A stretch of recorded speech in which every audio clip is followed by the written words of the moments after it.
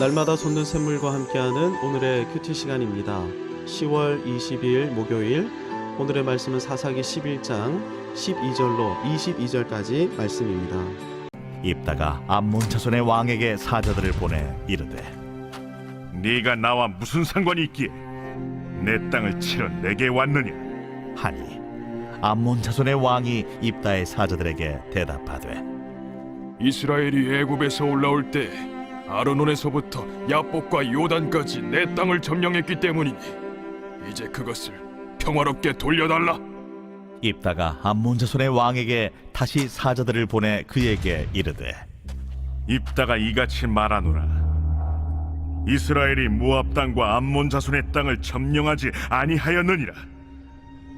이스라엘이 애굽에서 올라올 때 광야로 행하여 홍해에 이르고 가데스에 이르러서는 이스라엘이 사자들을 에돔 왕에게 보내어 이르기를, 청하건대 나를 내 땅 가운데로 지나게 하라 하였으나 에돔 왕이 이를 듣지 아니하였고, 또 그와 같이 사람을 모압 왕에게도 보냈으나 그도 허락하지 아니하므로 이스라엘이 가데스에 머물렀더니 그 후에 광야를 지나 에돔 땅과 모압 땅을 돌아서 모압 땅의 해 뜨는 쪽으로 들어가 아르논 저쪽에 진쳤고, 아르논은 모압의 경계이므로 모압 지역 안에는 들어가지 아니하였으며, 이스라엘이 헤스본 왕 곧 아모리 족속의 왕 시온에게 사자들을 보내어 그에게 이르되, 청하건대 우리를 당신의 땅으로 지나 우리의 곳에 이르게 하라 하였으나 시온이 이스라엘을 믿지 아니하여 그의 지역으로 지나지 못하게 할 뿐 아니라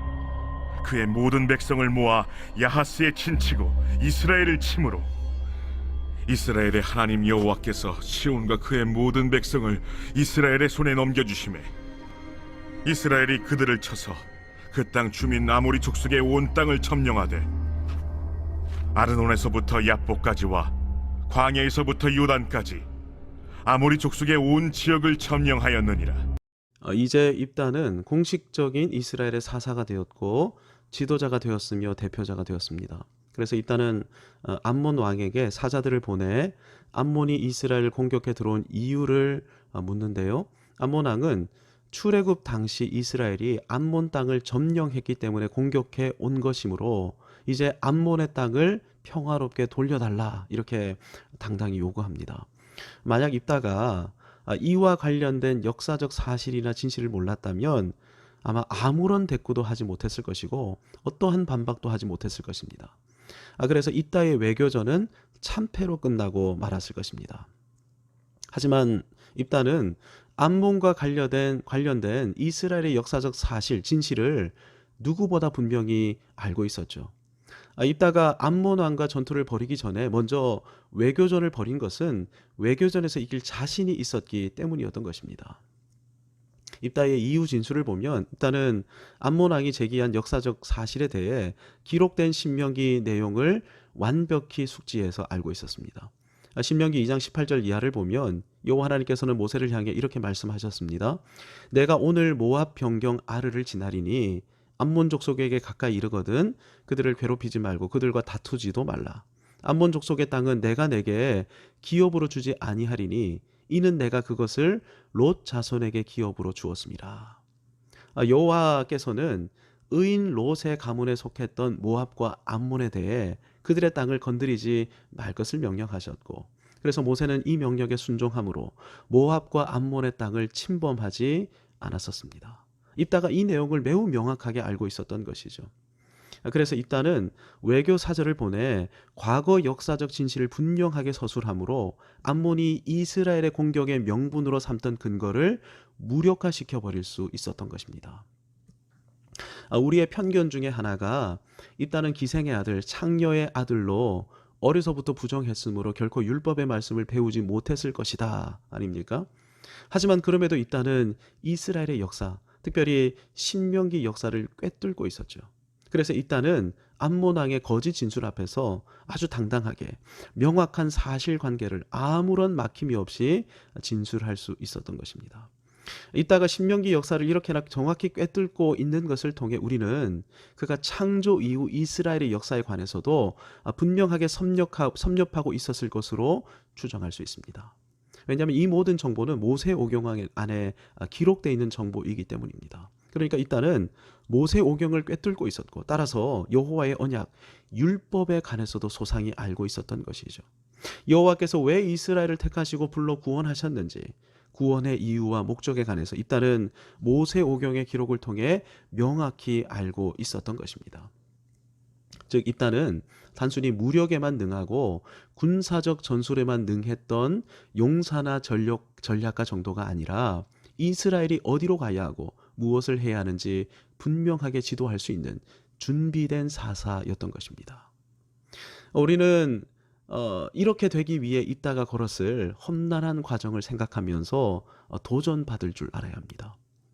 이따가 정규 교육을 받을 수 있었을까요? 불가능했을 것입니다. 이따는 기생인 어머니로부터 출생해 불결하고 부정한 존재로 어려서부터 손가락질 받았을 것이기 때문입니다. 특별히 율법에 의하면 부정은 접촉에 의해 전파됩니다. 불결한 어머니와 함께 살았던 입다는 이스라엘 어디에서도 공교육의 자리에서 배제당했을 것입니다. 이스라엘은 부모가 자녀 교육의 주체였는데요. 신명기 6장에 의하면 이스라엘의 부모는 가정에서 반복해서 율법, 토라를 자녀들에게 가르쳤습니다. 정규 교육에서 배제당했던 입다는 가정 교육은 제대로 받을 수 있었을까요? 이건 역시 불가능했을 것입니다. 기생에게서 태어난 입다는 아버지 길르앗에게 있어서 과거 자신의 성적 죄악을 연상시키고 상기시키는, 결코 가까이 할 수 없는 아들이었을 것이기에 길르앗은 자신의 혈육이었음에도 입다에게 무관심했을 것임이 분명합니다. 당연히 창녀인 어머니는 입다에게 율법을 가르칠 수가 없었을 것입니다. 하지만 그럼에도 입다는 신명기 역사를 꿰뚫었고 율법 언약에 대해서도 꿰뚫고 있었습니다. 제도권에서도 거부당하고 모든 사람이 부정하다고 손가락질하고 부모도 아무런 관심이 없고, 여러분 그러니 입다의 인생이 얼마나 험악하고 고단했겠습니까? 웬만한 사람이었다면 어려서부터 받은 견딜 수 없는 크나큰 상처로 인해 자기 인생은 물론 세상과 하나님도 욕하거나 혐오하면서 인생 막장으로 치달았을 것입니다. 어쩌면 깊은 우울증이나 공황장애 같은 정서적 장애에 사로잡혀 정상적인 삶을 살지 못했을 것입니다. 하지만 입다는 오히려 이 아픔으로 인해 스스로를 더 훈련시키고 연단시켰고 여호와 하나님을 믿는 믿음으로 이 모든 장애를 극복해 나갔던 것입니다. 자기 혼자 말씀을 읽어가면서 연구하고 공부했는데 입다는 한 번의 성경을 꿰뚫을 수 있도록 고독 가운데 깊은 말씀 연구 가운데 천착했던 것이죠. 아울러 그는 전투 기술을 익혀가면서 큰 용사의 자질을 익혀 나갔습니다. 이 과정 가운데 얼마나 눈물을 많이 흘렸겠습니까? 이렇게 혼자 열심히 준비한다고 한들 누구도 주목하지 않고 하나님께서 그를 쓰실 거라는 보장이 있는 것도 아닙니다. 하지만 입다는 연구했고 파고들었으며 연습하였습니다. 그는 육체적인 것과 지적인 것과 영적인 것에서 모든 면에서 균형을 갖춘 리더로 성장해 나갔죠. 그래서 사사기 기자는 입다에 대해 서술을 시작하면서부터 입다는 큰 용사였다 이렇게 소개한 것입니다. 입다는 어떤 면으로 봐서도 하나님께서 사사로 들어 사용하시는 일에 철저하게 준비된 하나님의 사람이었던 것입니다. 여러분 입다가 이렇게 준비된 하나님의 사람이었다면 저와 여러분은 어떠해야 하겠습니까? 우리는 창녀의 아들도 아니고 공교육에서 배제된 사람도 아닙니다. 남들로부터 손가락질 받을 정도의 아픔을 겪은 적도 없죠. 우리 중에 부모님께로부터 버림받아 본 아픔을 가진 분이 있습니까? 입다는 모든 면에서 완벽히 준비된 큰 용사였지만 그나마 있던 이복 형제인 혈육으로부터도 멸시받고 배척당하는 아픔을 겪었는데 그의 능력으로 충분히 상황을 뒤집을 수도 있었지만 그는 그렇게 하지 않았습니다. 여호와 하나님을 믿는 믿음으로 모든 지분을 형제들에게 남겨준 채 순순히 떠나가 버린 것이죠. 여호와께서 내 앞길을 인도하실 것이다 라는 믿음을 가지고서 말입니다. 하지만 아무리 믿음이 완숙해도 모든 사람이 나를 버렸다, 이것은 견딜 수 없는 큰 아픔 아니겠습니까? 하지만 입다는 이것도 견뎌낼 뿐 아니라 내쫓긴 땅에서 자신과 같은 아픔을 가진 사람들을 품고 위로할 뿐 아니라 그들을 일으켜 세우기까지 하죠. 암몬의 침공으로 위기에 처한 이스라엘이 드디어 입다의 진가를 알아보고 입다에게 주목하기 시작했을 때 우리가 입다였다면 대부분은 이제 드디어 때가 왔군. 나의 진가를 알아보기 시작했군. 이제 한번 나타내보자. 아마 이렇게 생각하면서 회심의 미소를 지었을지도 모릅니다. 하지만 입다는 전쟁을 이기게 하시는 분은 여호와 하나님이십니다. 우리 모두 여호와 하나님을 바라보십시다. 그분만을 의지하십시다. 자신에게 집중되었던 사람들의 시선을 여호와 하나님께로 돌려버리죠. 얼마나 믿음이 연단되고 하나님으로 충만했던지 입다의 이 영웅적인 믿음은 우리에게 큰 울림이 되고 도전이 됩니다. 가장 외롭고 아프고 힘겨웠을 입다였지만 그는 자기 훈련을 게을리하지 않았습니다. 자신은 부정하고 어떠한 배경도 없고 도움 줄 사람도 없었지만 그럼에도 불구하고 혹시나 여호와께서 나를 들어 쓰신다고 하신다면 그날에 여호와께 쓰임 받을 수 있도록 준비하자. 여러분, 이것이 아니라면 입다의 이 준비된 모습은 어떤 것으로도 설명될 수가 없습니다. 우리 중에도 남들 못지않은 고통과 어려움에 처하셨던 분들이 분명히 계실 것입니다. 하지만 입다보다 외롭고 아프고 힘들었을 분은 아마 없으실 것입니다. 우리는 입다보다 훨씬 나은 처지와 배경을 가진 사람들이죠. 하지만 입다처럼 여호와께서 쓰실 날을 바라보면서 철저하게 연구하고 연습하고 준비하는 분을 찾기는 쉽지 않을 것입니다.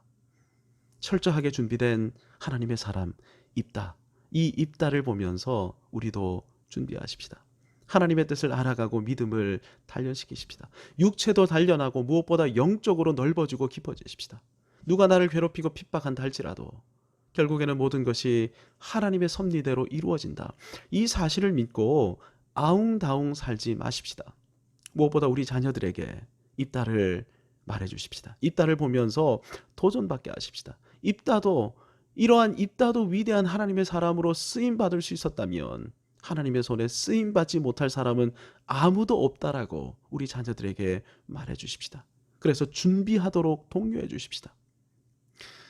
그리함으로 말미암아 하나님의 손에 입다처럼 쓰임받는 저와 여러분 그리고 우리의 자녀가 되는 은혜가 우리 가운데 충만하게 되기를 주님의 이름으로 축복합니다.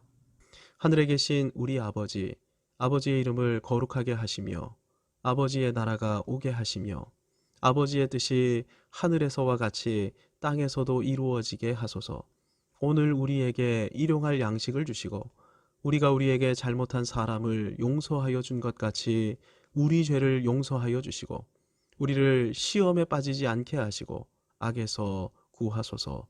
나라와 권능과 영광이 영원히 아버지의 것입니다. 아멘.